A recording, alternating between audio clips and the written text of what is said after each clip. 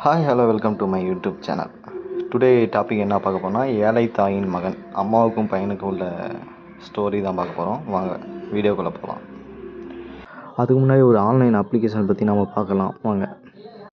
Application name பார்த்தீங்கன்னா பைமோட் e shopping. This video sponsored by பைமோட் ஷாப்பிங் ஆப். பைமோட் e shopping application is one of the online shopping app now available on Play Store and App Store. பைமோட் e shopping இந்த application பார்த்திங்கன்னா உங்களுக்கு வீட்டுக்கு தேவையான பொருட்கள் எல்லாமே நீங்கள் ஆர்டர் பண்ணி வாங்கிக்கலாம். சரி வாங்க வீடியோக்குள்ளே போகலாம். ஏழை தாயின் மகன். ஒரு ஊரில் மகாராஜா ஒருவர் இருந்தார். அவர் தன் நாட்டு மக்களை மிகவும் நன்றாக வழி நடத்தி கொண்டு இருந்தார். அனைவரிடம் அன்பாகவும் பாசமாகவும் பழகுபவர். அவருக்கு வயதாகியது. எனவே தனக்கு பின் தன் நாட்டை ஆள இளவரசன் தேவை.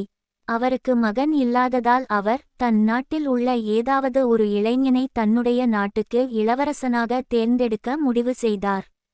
ஒரு நாள் அவர் அந்த நாட்டில் உள்ள அனைத்து இளைஞர்களையும் தன்னுடைய அரண்மனைக்கு வரவழைத்தார்.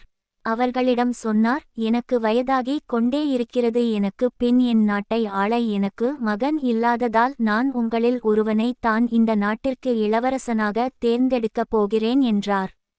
அவர்கள் அனைவரும் மிகவும் சந்தோஷம் அடைந்தனர்.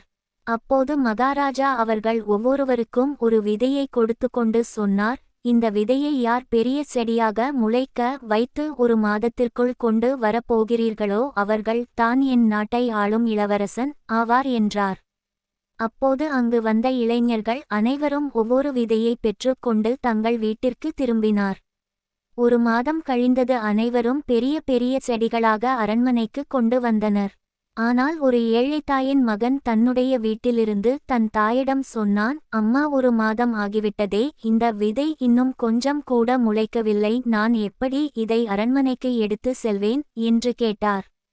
அதற்கு அந்த தாய் சொன்னார், பரவாயில்லை மகனே, இவ்வளவு நாள் நீ கஷ்டப்பட்டு அதை வளர்த்தெடுக்க முயற்சி செய்தாய். நீ மகாராஜாவிடம் சென்று என்னால் அந்த செடியை வளர வைக்க முடியவில்லை என்று கூறு என்றார். அவனும் சரி என்று அதை எடுத்துக்கொண்டு அரண்மனைக்கு சென்றான். அப்போது மகாராஜா அனைவரும் பெரிதாக செடி வளர்த்திருப்பதைக் கண்டு மிகவும் ஆச்சரியமடைந்தார். இந்த ஏழைத்தாயின் மகனிடம் உன்னுடைய செடி எங்கே என்று கேட்டார். அதற்கு அந்த மகன் சொன்னான், மகாராஜா, நான் மிகவும் முயற்சி செய்தேன், ஆனால் என்னால் அந்த விதையை முளைக்க வைக்க முடியவில்லை என்றான்.